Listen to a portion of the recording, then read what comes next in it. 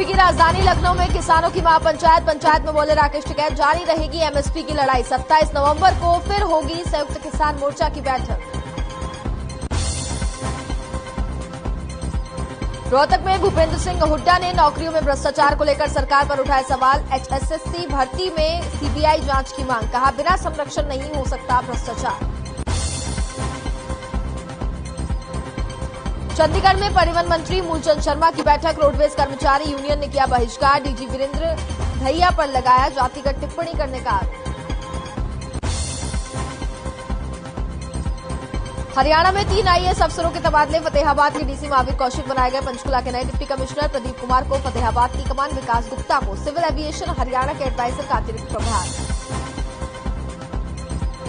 और हरियाणा में डेंगू ने 7 साल का रिकॉर्ड तोड़ा, 10,000 के पार पहुंचे डेंगू के केस, 7 जिले बने हॉटस्पॉट।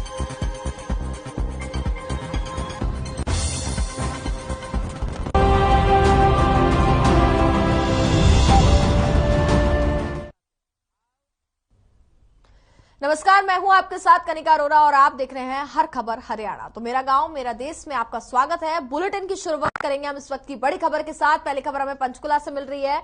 तो बड़ी खबर से सबसे पहले हम आपको रूबरू करा दें, नौकरी के नाम पर रिश्वत लेने का जो आरोप है वो सामने आया। एससीएस प्री में क्लियर कराने की तैयारी थी। नागर के पर्स में आपको बता दें कि कई राशि भी मिली है। तो ये बड़ी जानकारी हमें मिल रही है पंचकुला से। विजिलेंस टीम पहुंची एचपीएससी मुख्यालय, जहां एससीएस अनिल नागर को मुख्यालय लाई है टीम। बताया जा रहा है कि नौकरी के नाम पर रिश्वत लेने का आरोप है।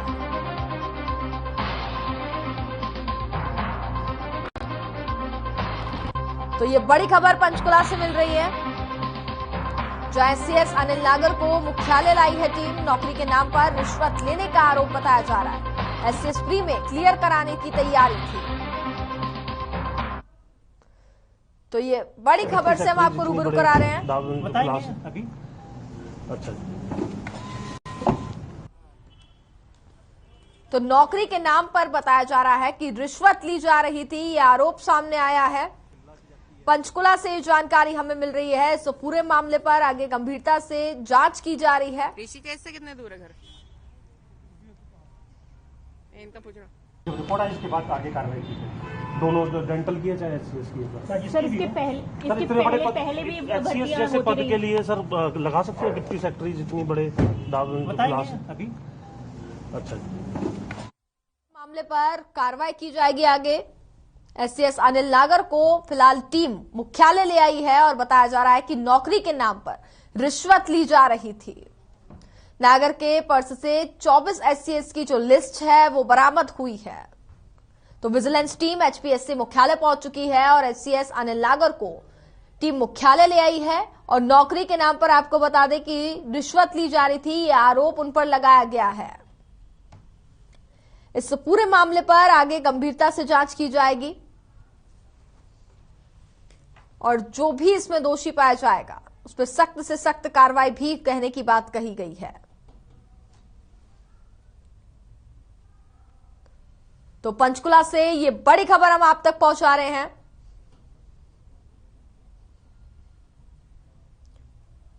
इस पूरे मामले में आपको बता दें कि सीबीआई जांच की भी मांग की गई है। तो ये बड़ी खबर हम आप तक पहुंचा रहे हैं पंचकुला से।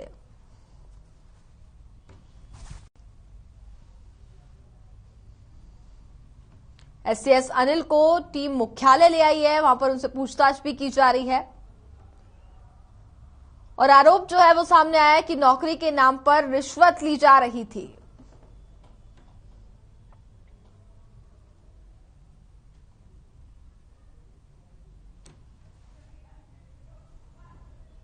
तो नौकरी के नाम पर रिश्वत लेने का यह मामला सामने आया है। इस पूरे मामले पर गंभीरता से कार्रवाई की जाएगी।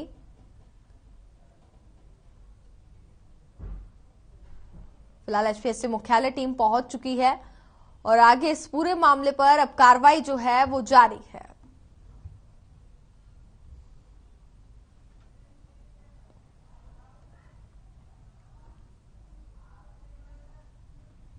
रोडवेज एससी एम्प्लॉय संघर्ष समिति के सदस्यों ने परिवहन मंत्री मूलचंद शर्मा की बैठक का बहिष्कार किया है। यूनियन के सदस्यों ने कहा कि बैठक में हमने एससी वर्ग के कर्मचारियों का कंडक्टर से सब इंस्पेक्टर पर हुए प्रमोशन को रोकने का मामला उठाया था। वहीं उन्होंने बताया कि बैठक में अधिकारी की तरफ से कहा गया है कि जात पात की बात बैठक में ना करें। एससी संघर्ष समिति का आरोप है कि उनको बैठक में अपनी बात नहीं उठाने दी गई, जिसके बाद में हमने बैठक का बहिष्कार करने का फैसला किया।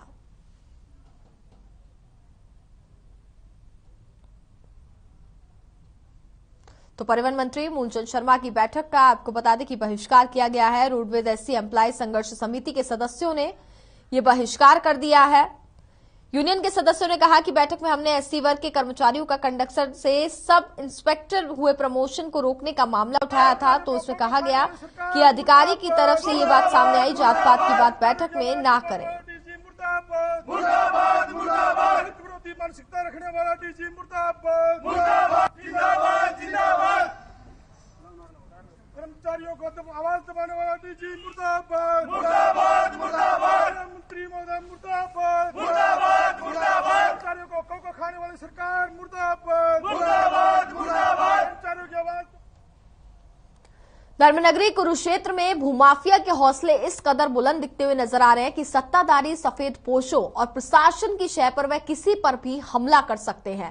ताजा तरीन मामला पूर्व मंत्री और कांग्रेस नेता अशोक अरोड़ा का है। ये तस्वीरें ये गवाह कर रही है कि किस तरह बेरहमी से भूमाफिया के लोग उनके ड्राइवर को लात घूंसों से पीटते हुए नजर आ रहे हैं और अशोक अरोड़ा से भी धक्का मुक्की की गई है। वही पुलिस है कि मूक दर्शक बनी बैठी थी और शिकायत मिलने का इंतजार कर रही है।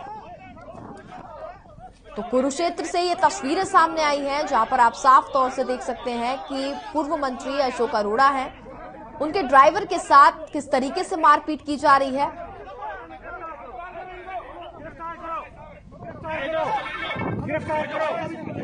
सरेआम यहाँ पर सेलरों पे कमर्शियल सेक्टर बनाए जा रहे हैं, जो इंडस्ट्रियल की था, जिनको लाइसेंस नहीं मिला, उसको कोई रोका नहीं। आज एक गुंडागर्दी की हद हो गई कि किस प्रकार शहर की एक कॉलोनी जिंदल सिटी, जिसका रास्ता सरकार ने बनाया, जिंदल ने बनाया हुआ है, ये कहते हैं कि हमने लाइसेंस ले लिया, अपने यहाँ सड़क बनाए, रास्ते बनाए, कॉलोनी काटे, कमर्शियल काटे, किसी को कोई इतराज नहीं। और अगर इनको रास्ता देना है तो सरकार दे, सरकार आए, डीटीपी आए, तहसीलदार आए, वो उनको निशानदेही दे, रास्ता दे। परंतु आज जिस प्रकार हम पिक्चरों में देखा करते थे कि किस प्रकार गुंडे कारों में भर के आते हैं, लाठियां डंडे लेके आते हैं, साथ में डंपर लेके आते हैं और स्वयं पेड़ काट के तार तोड़कर उसका रास्ता बना देते हैं। तो मेरे को जिंदल सिटी की प्रधान है, उस बेटी ने मुझे फोन किया कि हमारे यहाँ जबरदस्ती हो रही है। मैं यहाँ पर आया और मैंने देखा कि ये तो सड़क बना रहे हैं। तो मैंने इनसे कहा भी तुम सरकार से इसकी परमिशन ले लो, सरकार की निशानदेही ले लो। तो आप ये देखो कि मेरे जैसे लोगों के साथ भी ये इन्होंने कितनी बदतमीजी करी, उसके गवाह मुझे बताने की लोड़ नहीं, आप लोग स्वयं है, आपकी वीडियो है। मेरा ड्राइवर रोकने लगा, उसके ऊपर हत्यापाई करी। तो इस प्रकार की गुंडागर्दी नहीं करनी चाहिए। जनप्रतिनिधि की शय हो सकती है, परंतु उस जनप्रतिनिधि जो यहाँ के विधायक हैं, पार्लियामेंट के मेंबर हैं, आखिर यहाँ के लोगों ने वोट दे के चुना हुआ है, आज वो उनकी नुमाइंदगी आज पब्लिक के प्रति जवाबदेही है। परंतु जिस प्रकार आज गुंडागर्दी हुई है, मेरे अपने 32 साल के राजनीतिक जीवन में और 60 साल की उम्र में मैंने ऐसी गुंडागर्दी कभी नहीं देखी।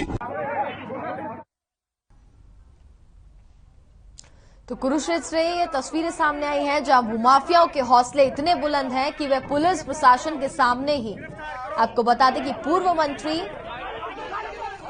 के ड्राइवर के साथ ये मारपीट की जा रही है, साथ ही पूर्व मंत्री के साथ भी आपको बता दें कि मारपीट की गई है। ऐसे में ये साफ दर्शाता है कि भूमाफियाओं को अब प्रशासन का भी डर नहीं रहा है।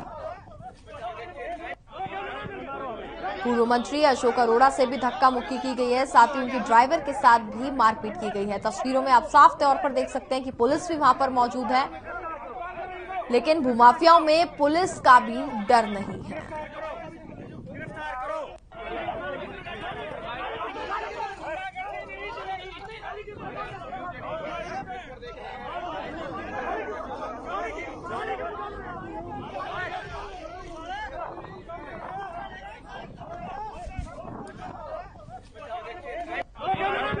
तो कुरुक्षेत्र से यह मामला सामने आया है, जहां पूर्व मंत्री अशोक अरोड़ा से धक्का मुक्की की गई है। विवाद इतना बढ़ गया कि बताया जा रहा है उनके ड्राइवर के साथ भी मारपीट की गई है। तस्वीरों में भी आप साफ तौर पर देख सकते हैं कि उनके ड्राइवर के साथ भी बेरहमी से मारपीट करते हुए भूमाफिया नजर आए हैं। और बड़ी बात तो यह है कि वहां पर पुलिस भी मौजूद है, लेकिन पुलिस भी कुछ करती हुई नजर नहीं आई और भूमाफियाओं में भी पुलिस का खौफ नहीं नजर आ रहा।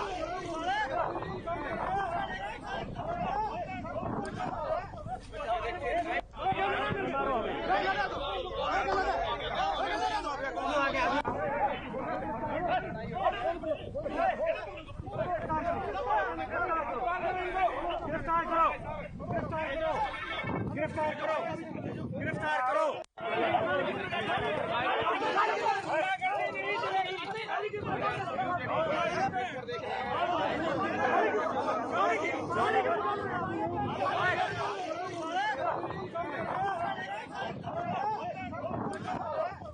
जहां पर भूमाफियाओं के जो हौसले हैं वो इतने बुलंद नजर आ रहे हैं कि पुलिस प्रशासन के सामने ही भूमाफिया पूर्व मंत्री अशोक अरोड़ा के साथ मारपीट करते हुए नजर आए हैं। साथ ही उनके ड्राइवर के साथ भी आपको बता दें कि मारपीट की गई है। ये मामला इतना बढ़ गया कि आपको बता दें कि लात घूसों के साथ ये मारपीट करते हुए नजर आए हैं और इस पूरे मामले पर आगे अब कार्रवाई की बात भी कही जा रही है।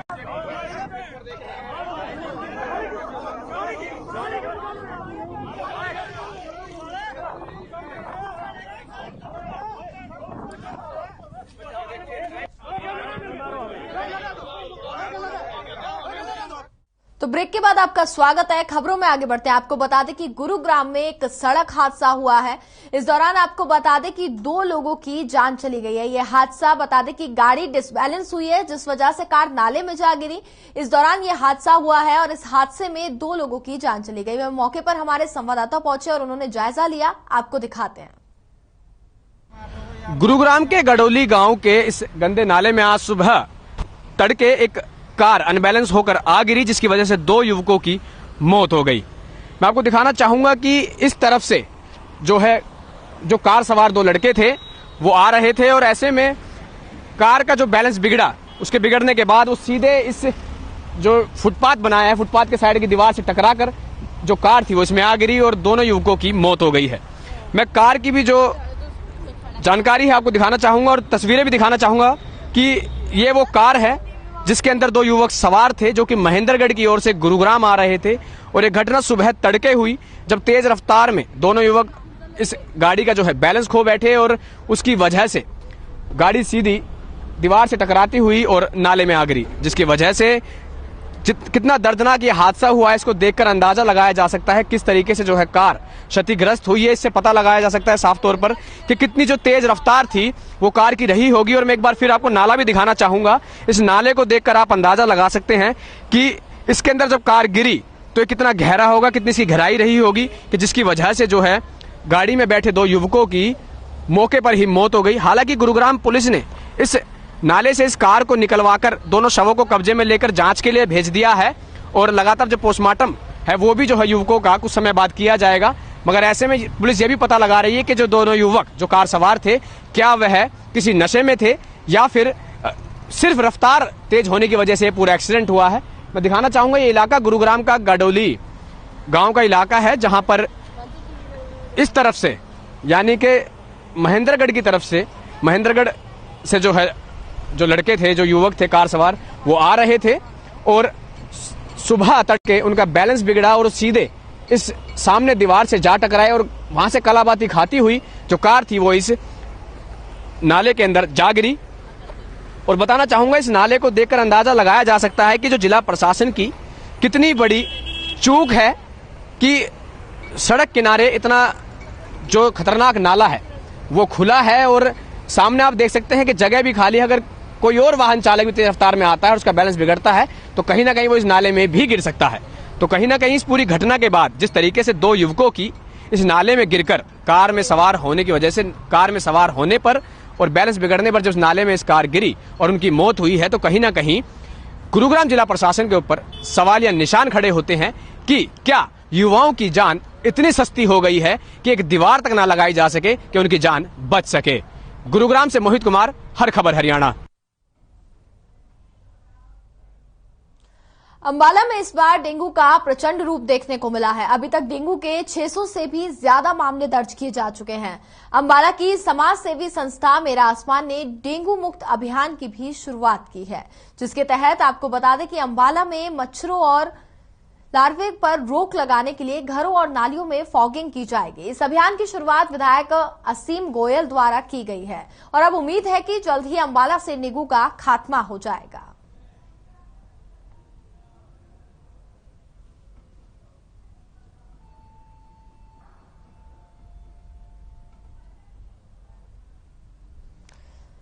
तो आपको बता दें कि डेंगू का कहर काफी ज्यादा देखने को मिल रहा है। बताया जा रहा है कि रोजाना डेंगू के कई मामले सामने आ रहे हैं, जिसको लेकर के डेंगू मुक्त अभियान जो है वो चलाया जा रहा है। डेंगू को रोकने की जो कोशिशें हैं वो की जा रही हैं, जहां पर आपको बता दें कि नालियों में और घरों में भी बताया जा रहा है कि फॉगिंग का जो कार्य है वो किया जाएगा।